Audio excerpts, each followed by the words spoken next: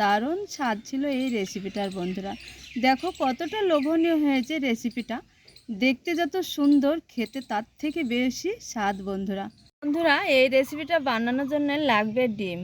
তো ডিমগুলো দেখো আমি সিদ্ধ করে ছিলে নিয়েছি একদম। আর এইখানে একটা ছুরি নিয়েছি, ছুরি দিয়ে একদম সমান সমান করে কেটে নেব।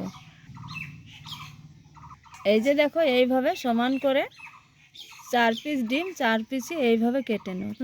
ডিমগুলো সব কেটে নিয়েছি। এই প্রসেসে একটু ডিম কেটে রান্না করে দেখবে, খেয়ে দুর্দান্ত স্বাদের হয় বন্ধুরা। সাইডে সরে রাখবো, কেটে সাইডে সরে রেখেছি। আর এইখানে দেখো আমি কিছুটা মশলা নিয়েছি, হলুদ গুঁড়ো, শুকনো লঙ্কা গুঁড়ো, ধনের গুঁড়ো, একটু কাঁচা জিরের গুঁড়ো, আর নিয়েছি স্বাদ বুঝে লবণ।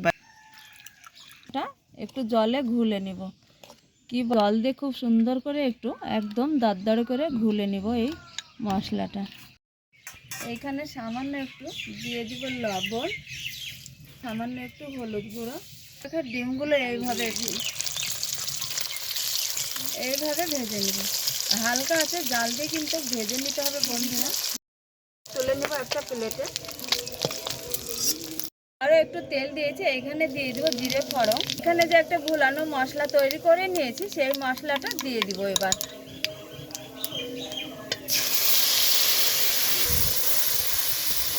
এইখানে দেখো একটু আলু আমি লম্বা লম্বা চিরা করে কেটে নিয়েছি একদম মোটা মোটা করে।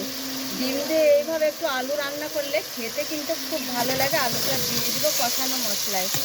এই আলুটাকে খুব সুন্দর করে কষিয়ে নেব। আগে জন্য একটু জল দিয়ে দিব, মতো দিয়ে দিব জল। জল দিয়ে ঢাকা দিয়ে সেদ্ধ করে নেব। এবার আমি ঢাকা দিয়ে সেদ্ধ করে নেব। 6 মিনিট ধরে আমি আলুটা রান্না করে নিয়েছি। এবার যে ভেজে রাখা ডিমের টুকরোগুলো এক এক করে দিয়ে দিব।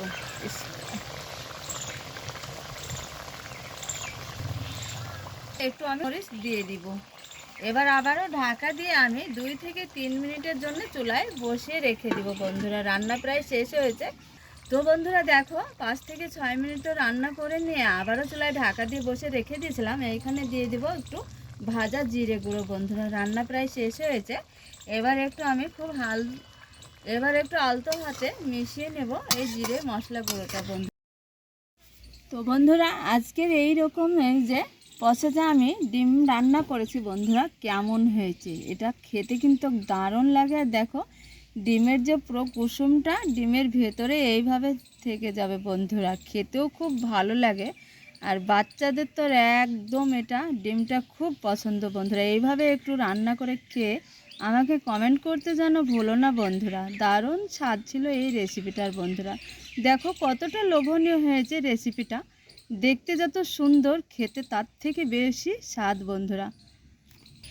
তো বন্ধুরা এইভাবে একটু রান্না করে খেয়ে জানো কমেন্ট করতে ভুলো না। রেসিপি এই পর্যন্ত, কেমন হয়েছে অবশ্যই জানাবে একটা কমেন্ট বক্সে বন্ধুরা। পরবর্তী রেসিপি নিয়ে তোমাদের সঙ্গে দেখা